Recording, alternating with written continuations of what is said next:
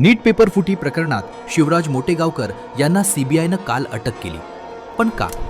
तर काही दिवसांपूर्वी पी.व्ही. कुलकर्णी यांना या प्रकरणात अटक करण्यात आली. याच कुलकर्णी यांच्या कसून केलेल्या चौकशीतून शिवराज मोटेगावकर यांचं नाव समोर आलेलं. त्यानुसार सीबीआयनं लातूरमध्ये 28 जणांच्या पथकाने त्यांची तब्बल 8 ते 10 तास दीर्घ चौकशी केली आणि त्यानंतर मोटेगावकर यांना अटक करण्यात आली. यामागील कारण म्हणजे मोटेगावकर यांच्या इन्स्टिट्यूटने घेतलेल्या मॉक टेस्टमधील तब्बल 42 प्रश्न थेट नीटच्या मुख्य परीक्षेत जसेच्या तसे आले होते, असा आरोप एका विद्यार्थ्याच्या पालकांनी केलेला.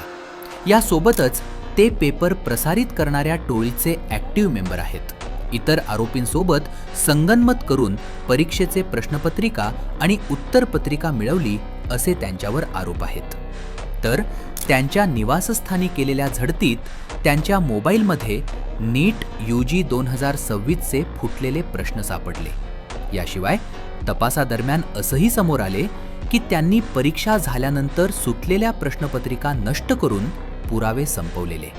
त्यामुळे त्यांना अटक झाली असून पुढील तपास सुरू आहे. तुम्हाला काय वाटतंय? या आरोपींना काय शिक्षा द्यायला हवी?